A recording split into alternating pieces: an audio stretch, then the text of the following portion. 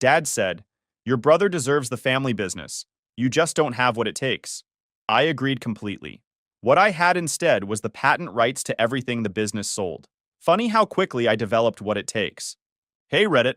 So my dad handed the family business to my golden child brother, saying I didn't have what it takes to run it. I agreed with him completely. What I had instead was every single patent for the products that made the business profitable. Turns out I had exactly what it takes. Here's how it went down. I'm 32, male, and for the past decade, I've been the product development engineer at my family's manufacturing company, Sterling Industrial Solutions. We make specialized industrial equipment, the kind of stuff that factories need but nobody thinks about. Conveyor belt components, automated sorting systems, custom fabrication tools. Not glamorous, but steady money. My dad built this company from scratch 40 years ago. Started in a garage with a single lathe and a dream. Worked his way up through 2 decades of grinding it out. Now we've got a 50,000 square foot facility in an industrial park outside Columbus, Ohio, 85 employees across 3 shifts, an annual revenue that used to hover around $4.5 million. Real American dream stuff. The kind of story Dad loved telling at Chamber of Commerce meetings and Rotary Club dinners. Except he's getting old now. Turned 68 last year, and his health started declining fast. Heart problems, high blood pressure, the works. Doctor told him to reduce stress or risk a serious cardiac event. Running a manufacturing company is basically nothing but stress, so something had to give. Enter my younger brother Cameron. He's 28, has a business degree from Ohio State, where he spent more time at networking events than in actual classes, and he's been groomed for leadership since the day he was born. Dad used to joke that Cameron came out of the womb wearing a tie and shaking hands. While I was in the workshop designing products and solving engineering problems, Cameron was at industry conferences shaking hands and learning to play golf.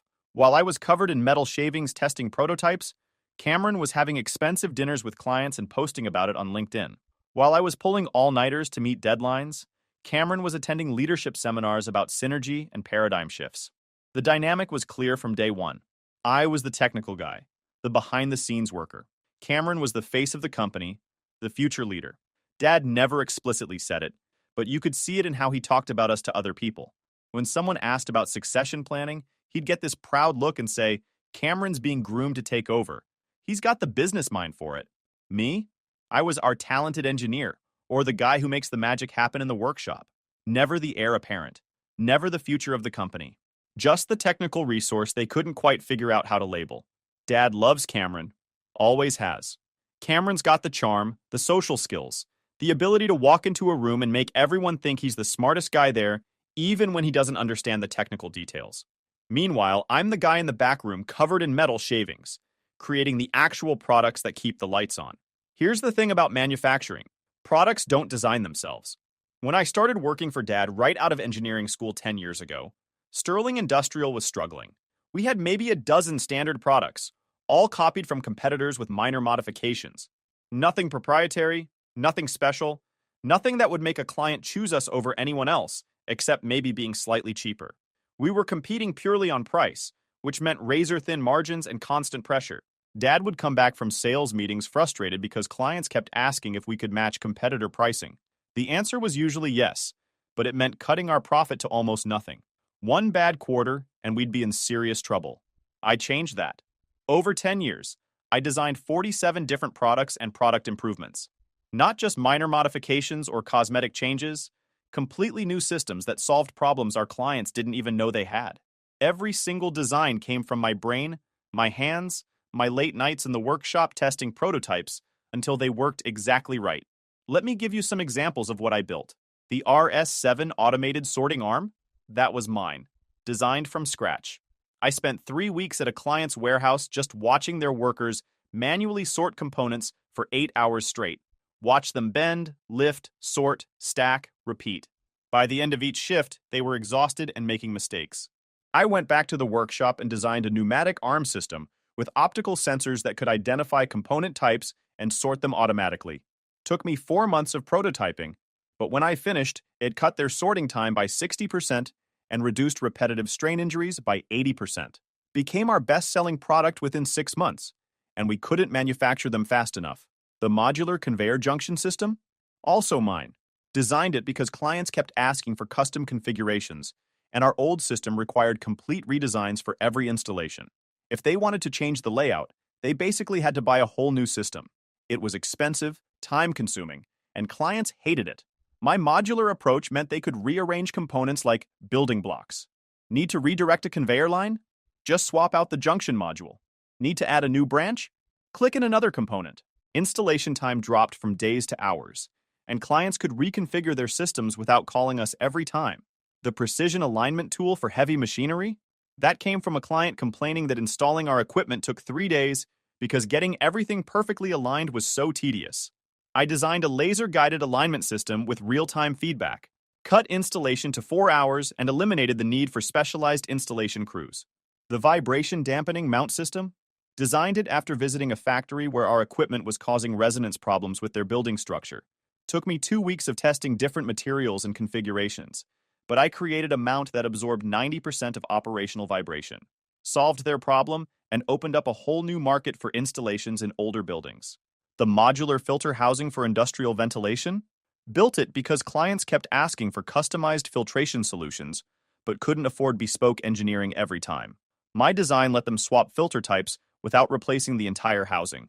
Simple concept, but nobody else was doing it. I could go on.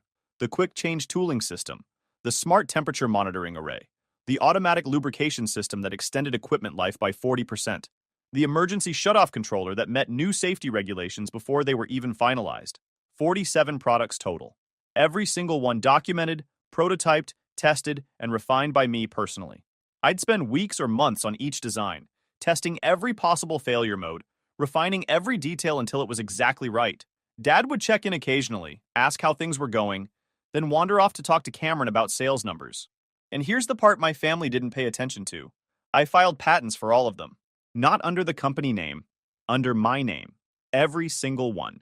See, when I started at Sterling Industrial fresh out of engineering school, Dad was too cheap to hire a patent attorney. I'd suggested it during my first month, mentioned that we should protect our intellectual property as we developed new products.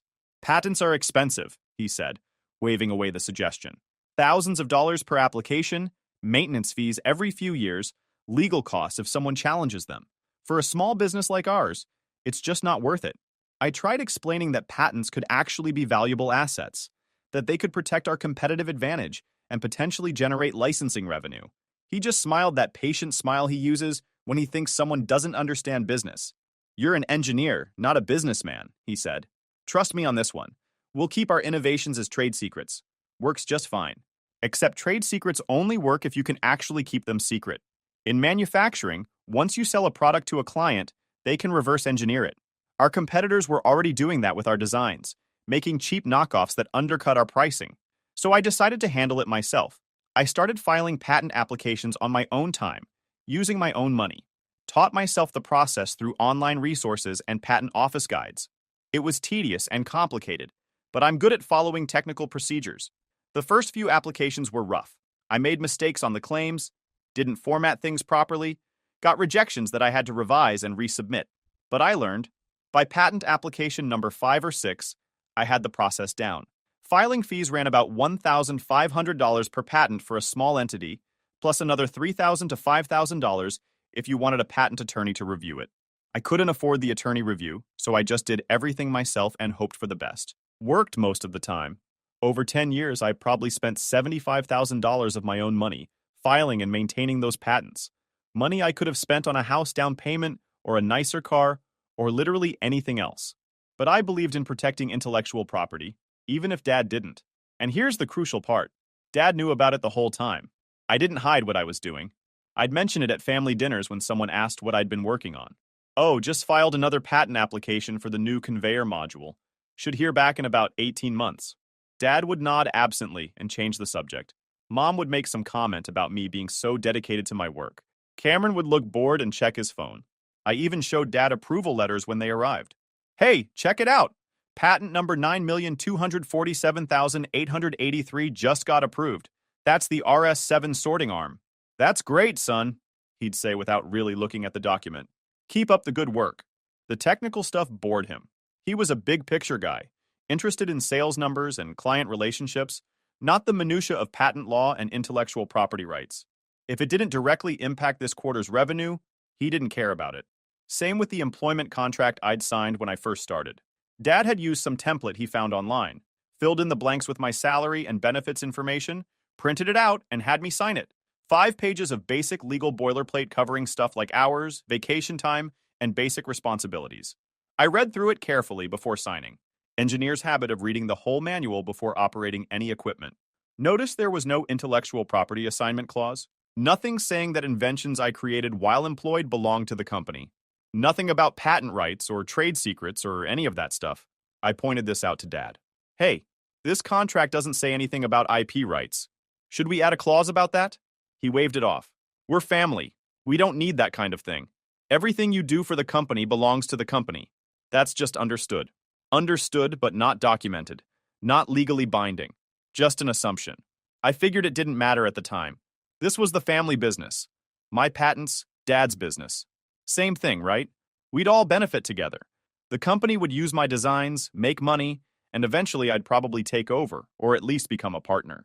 The patents were just a technicality, a way to protect our innovations from competitors. Never occurred to me that Dad would hand everything to Cameron and treat me like a disposable employee. That assumption lasted 10 years, right up until the afternoon Dad called a mandatory family meeting to announce his succession plan. Dad called a mandatory meeting at the house on a Sunday afternoon. The whole family showed up.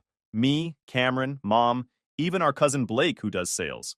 Dad stood at the head of the dining room table looking serious, the way he does when he's about to make a big decision. I'm stepping back from the business, he announced. Health issues, doctor's orders. You know the drill. Someone needs to take over as CEO. I already knew where this was going.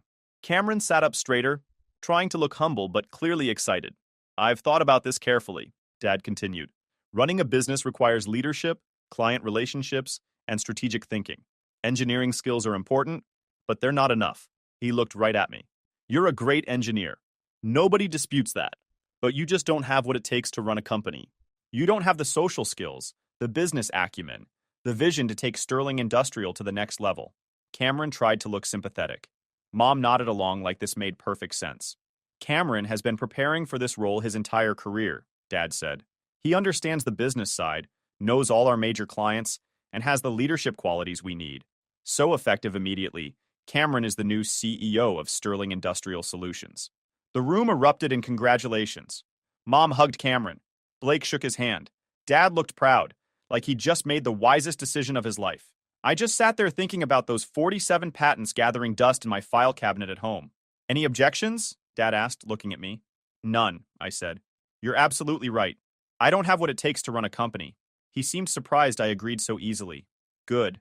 Let him think I was accepting my place in the family hierarchy. Cameron launched into this speech about his vision for the company's future, expanding into new markets, improving client relationships, modernizing operations, leveraging synergies, optimizing value propositions. All buzzwords and no substance. He talked for 15 minutes without saying anything concrete about how he'd actually accomplish any of it. It was the kind of speech you'd hear at a business seminar from someone trying to sound important. Lots of gestures, lots of confidence, zero specific plans. He mentioned embracing disruptive innovation, without explaining what that meant for a company that makes conveyor parts. He talked about building strategic partnerships, without naming any potential partners. He promised to revolutionize our market segment without specifying how. I watched Dad and Mom nodding along like he was delivering the Gettysburg Address. Blake looked appropriately impressed. Everyone was buying into the performance because Cameron had always been good at performances. What about the engineering side? I asked when he finally stopped talking. Cameron turned to me with his practiced smile, the one he uses on difficult clients. That's where you come in, brother. You'll continue doing what you do best, designing products. I'll handle the business strategy, client relations, market expansion, all the executive level stuff. So nothing changes for me? Exactly. You keep innovating, I keep us growing. Perfect division of labor. We both play to our strengths. Sounds perfect, I said. Mom looked relieved that I wasn't making a scene. Dad seemed satisfied that I knew my place and wasn't going to cause problems. Cameron looked like he just won the lottery without having to split the winnings. I drove home that night and pulled out my patent file. 47 patents, all approved by the U.S. Patent and Trademark Office, all listing me as the inventor and patent holder. I'd even paid the maintenance fees religiously every few years to keep them active. Those fees weren't cheap, $1,600 per patent, at the 3.5-year mark, $3,600 at 7.5 years, $7,400 at 11.5 years. I was thousands of dollars deep in keeping these patents alive. Spent the whole weekend reviewing patent law and licensing agreements on legal information websites. Turns out, when you own a patent, you own the exclusive right to make, use, and sell that invention. Nobody else can manufacture or sell your patented product without your permission. That permission usually comes in the form of a licensing agreement, where they pay you for the right to use your invention.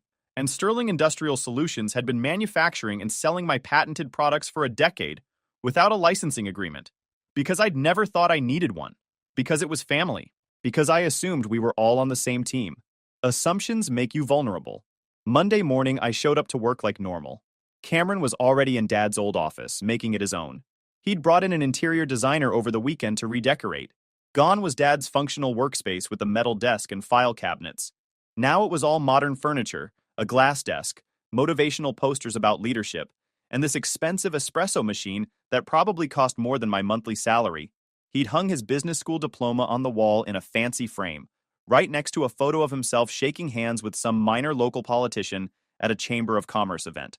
The bookshelf was full of business books with titles like The 7 Habits of Highly Effective People and Good to Great that looked like they'd never been opened.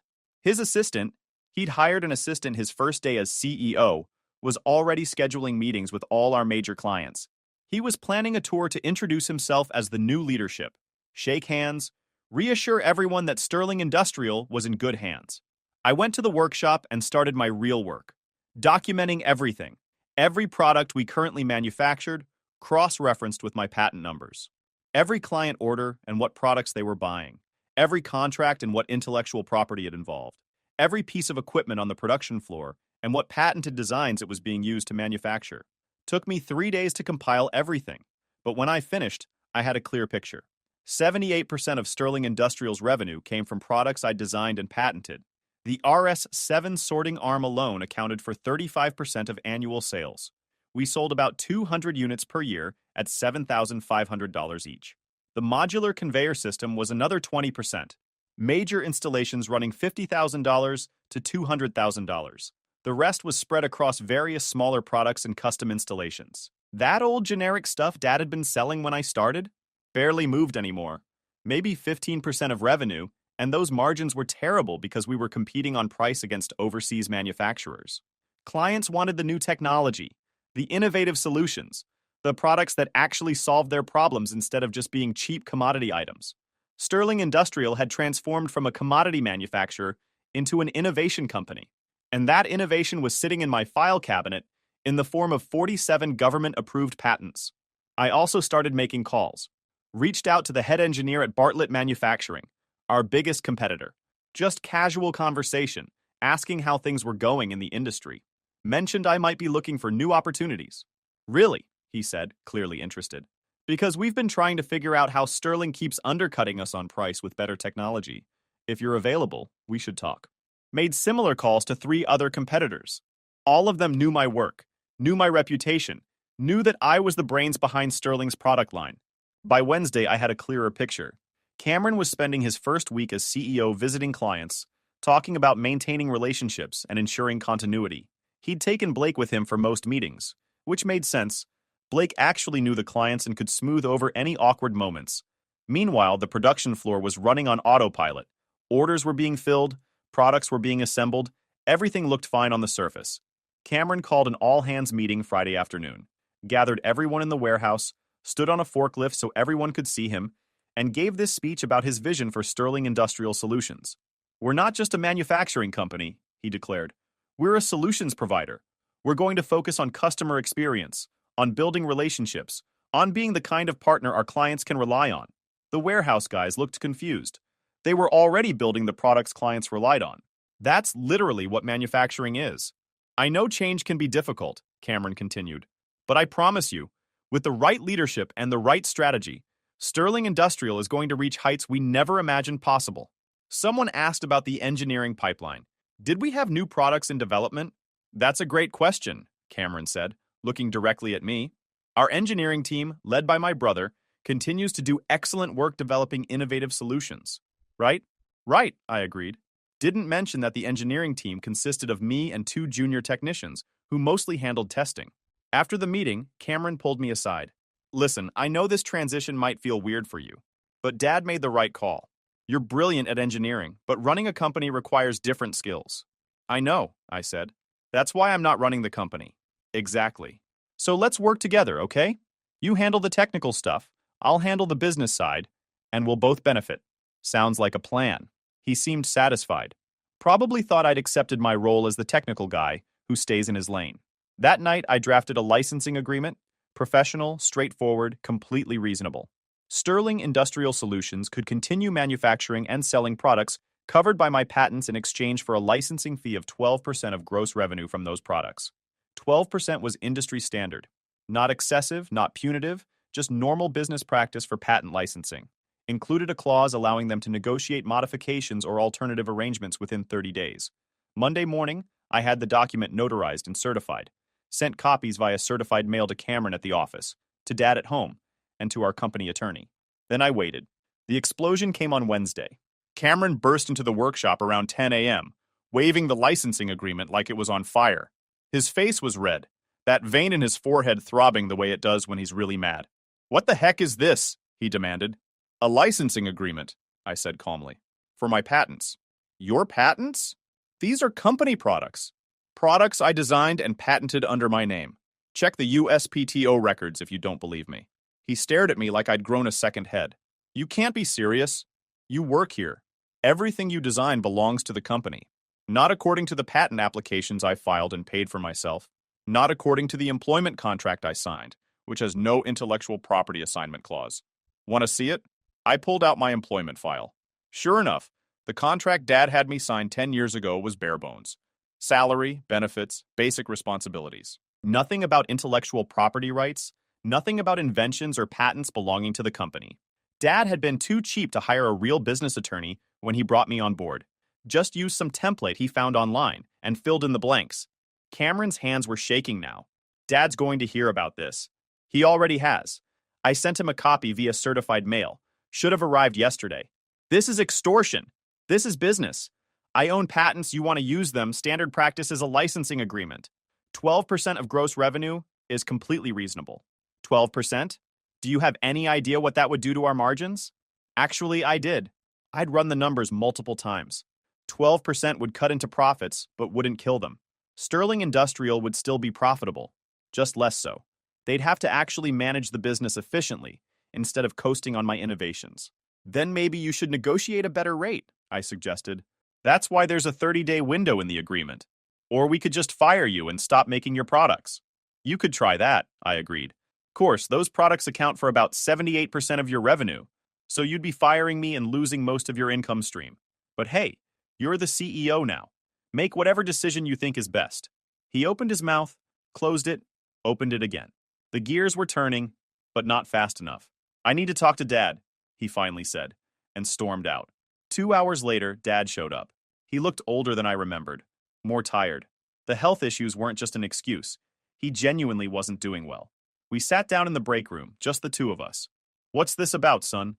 he asked quietly. "Exactly what it says. I own patents for the products Sterling Industrial manufactures. I'm requesting a licensing agreement. But you developed those products for the company." "I developed them while working for the company," I corrected. "But I filed and paid for the patents myself. You knew about it at the time. Remember all those patent applications I mentioned at dinner?" He waved his hand dismissively. "I thought that was just paperwork. Technical stuff." It was technical stuff. Technical stuff that gives me legal ownership of those inventions. Dad looked genuinely confused. "Why would you do this? We're family. Family that just told me I don't have what it takes to help run the company I basically rebuilt. Family that gave everything to Cameron while treating me like an employee." "You are an employee," he said. "A valued one, but still an employee." "Exactly. So treat me like one. Employees with patents license them. That's how this works." Dad rubbed his temples. "How much are we talking about?" 12% of gross revenue from patented products. Works out to about 9% of total company revenue, give or take. That's insane. We can't afford that. Sure you can. You just can't afford to keep paying Cameron a CEO salary and donating fancy client dinners and upgrading the office furniture. But the business itself? It'll be fine. You're trying to punish us for giving the company to Cameron. I'm trying to get fair compensation for my intellectual property. If you'd rather stop making my products, that's your choice. Fire me, erase me from the company history, do whatever you want. But you don't get to use my patents without paying for them. We sat in silence for a long minute. Let me talk to our attorney, Dad finally said. See what our options are. You've got 30 days, I reminded him. After that, I start enforcing my patent rights more aggressively. He left looking older than when he'd arrived. The next week was tense. Cameron avoided me completely. Dad started showing up to the office more often, meeting with the company attorney behind closed doors. Blake approached me once, asking if I was really serious about this. Dead serious, I told him. But it's the family business. Then the family should have treated me like family instead of cheap labor. Meanwhile, I'd been having conversations with Bartlett Manufacturing. They were very interested in my work, very impressed by my patent portfolio, and very willing to discuss employment opportunities. We've been watching Sterling's product line for years, their CEO told me during a phone call. We knew someone over there was designing brilliant stuff, didn't realize it was all one person. It was, I confirmed. If you were to join Bartlett, would you be able to bring those innovations with you? Depends. I own the patents, so I can license them to whoever I want. But I'd need the right offer. What kind of offer are we talking about? I laid it out.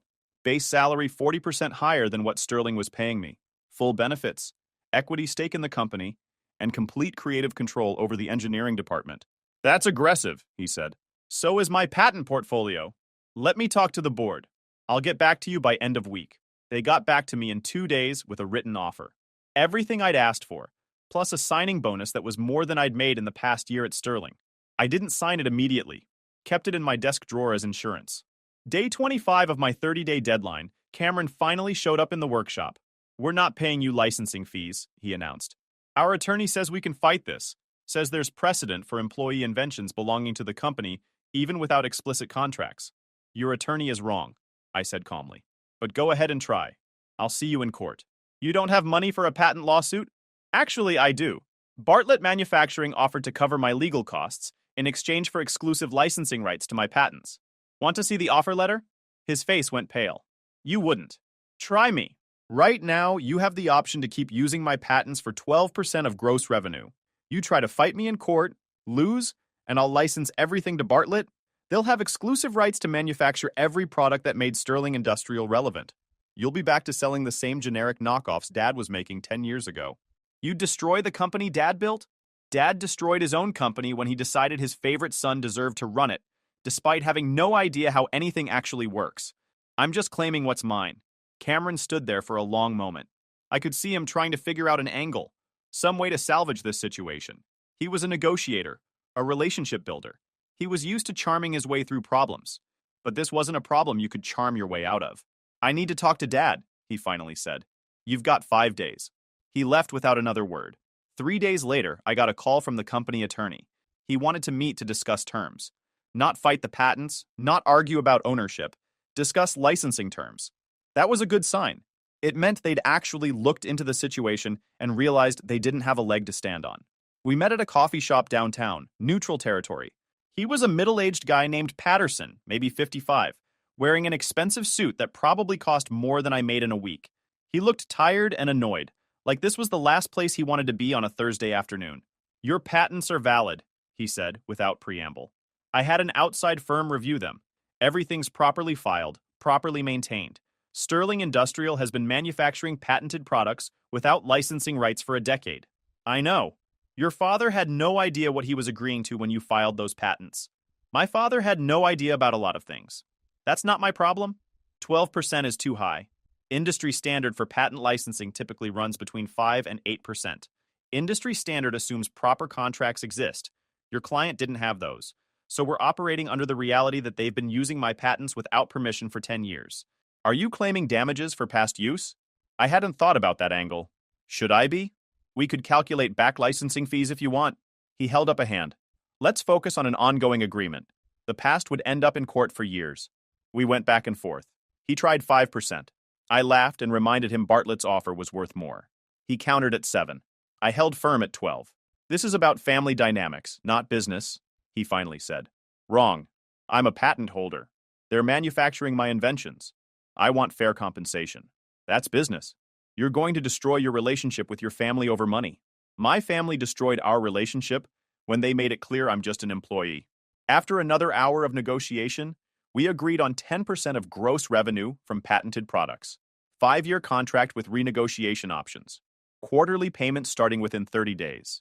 Your father's not happy about this, Patterson mentioned. I imagine not. Your brother's furious. Cameron doesn't take things well. That's why he shouldn't be running a manufacturing company. This will cause permanent damage to those relationships. Those relationships were already damaged. I just didn't realize it until they made their priorities crystal clear. The attorney had the licensing agreement drawn up by the next day. Professional, binding, exactly what we discussed. I signed it. Cameron signed it, looking like he wanted to stab me with the pen. Dad signed it without making eye contact. And just like that, I went from employee to patent holder with a licensing agreement worth roughly $350,000 annually. The first check arrived 6 weeks later, covered the previous quarter plus back payments for the past 3 months since I'd sent the original licensing notice. Watching that deposit hit my account was better than any promotion or raise I'd ever gotten at Sterling. Cameron tried to cut me out of decision-making after that, stopped including me in meetings, stopped asking for my input on client issues, basically treated me like a contractor who happened to work in the building. Fine by me. I showed up, did my engineering work, collected my salary plus licensing fees, and started planning my exit strategy. See, the thing about patent licensing is that I could license those patents to multiple companies if I wanted. Nothing in my agreement with Sterling gave them exclusive rights. They just got first access because they'd been using my designs already.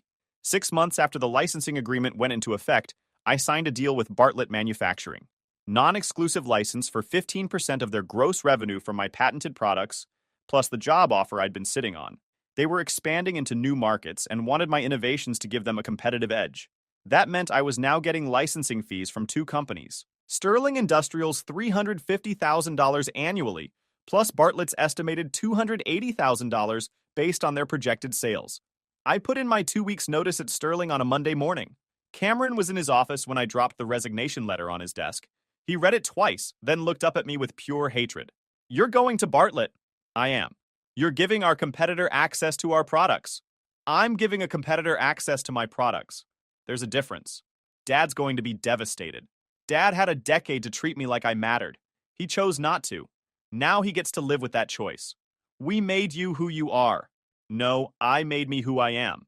You just took credit for it. I walked out of his office, finished my 2 weeks doing minimal work, and started at Bartlett the following Monday. The transition was seamless. I already knew the products inside and out. Bartlett's engineering team was competent and eager to learn. Within 3 months, we'd adapted my designs for their production line and started taking market share from Sterling Industrial. Turns out, when you have the same innovative products but better management and customer service, clients switch pretty quickly. Sterling's revenue dropped 15% in the first quarter after I left, dropped another 12% the quarter after that. Some of it was market forces, but a lot of it was clients realizing they could get the same products from Bartlett with better support. Cameron tried to hire replacement engineers. Went through 3 and 6 months. None of them could replicate my work because you can't replicate something when you don't understand the underlying principles. They could copy my existing designs, but they couldn't innovate new ones. I kept getting my licensing checks from Sterling quarterly, like clockwork. Watched them get smaller as their revenue declined, but that was their problem to solve. Meanwhile, Bartlett was thriving. We'd expanded into 3 new markets using modified versions of my original designs. The CEO started talking about taking the company public within 5 years. My equity stake was looking very valuable. About a year after I left Sterling, Dad called me for the first time since I'd signed the licensing agreement. His voice sounded weak, older. Can we meet? He asked. I don't think that's a good idea. Please, I need to talk to you. We met at the same coffee shop where I'd negotiated the licensing agreement. He looked terrible, thin, pale, like he'd aged 10 years in 12 months. The business is struggling, he said without preamble. I'm aware. Cameron's trying his best, but he doesn't have your technical knowledge. We can't compete without new products. Should have thought of that before handing everything to him. I made a mistake, Dad admitted. I thought leadership skills mattered more than technical expertise. I was wrong. Yes, you were. Come back. Help us fix this. Come. I'll give you whatever you want. Title, salary, equity stake. You'll give me what I built in the first place? How generous. He looked down at his hands. I know I hurt you. I know I chose Cameron over you. But it's still the family business. It's your business, I corrected. I built my own. Bartlett isn't yours. No, but my patents are. My reputation is. My skills are. Everything that matters is mine. You just have a building and some equipment. Please don't let everything I built fall apart. Everything you built was already falling apart before I showed up. I saved it once. Not doing it again. Dad started crying. Actual tears running down his face. It should have felt satisfying, seeing him broken like this. Instead, it just felt empty. I'm sorry, he whispered. I'm sorry I didn't see how much you contributed. I'm sorry I always favored Cameron. I'm sorry I made you feel like you didn't matter. I appreciate the apology, I said, but it doesn't change anything. What can I do to make this right? Nothing. There's nothing you can do. Some bridges, once burned, don't get rebuilt. I left him sitting there and never looked back. Sterling Industrial Solutions filed for Chapter 11 bankruptcy 18 months after I left. They couldn't compete without innovation, couldn't afford my licensing fees on declining revenue, and couldn't find engineers willing to work for Cameron's management style. The company got bought out by a private equity firm for parts. They kept some of the equipment, fired most of the staff, and dissolved the Sterling name entirely. Dad's life's work, gone. Cameron tried to get a job at other manufacturing companies. Turns out, being the CEO who drove a profitable company into bankruptcy doesn't look great on a resume. Last I heard, he was working in sales for an industrial supply company, making a fraction of what he'd been making as CEO. Blake landed on his feet. Good sales guys always do. He called me once to apologize for not speaking up during the succession announcement. Said he knew it was wrong, but didn't feel like it was his place to interfere. I told him I understood. He was just trying to survive in a dysfunctional family business like the rest of us. Mom tried to guilt me a few times, called me selfish, said I destroyed the family over money, claimed I should have been the bigger person. I stopped taking her calls after the third message. The thing about being the bigger person is that it only works if the other people involved eventually grow to meet you. My family wasn't growing. They were just expecting me to shrink. If you enjoyed this video, please hit that subscribe button. It really helps the channel and help us bring you more and better stories. Thanks.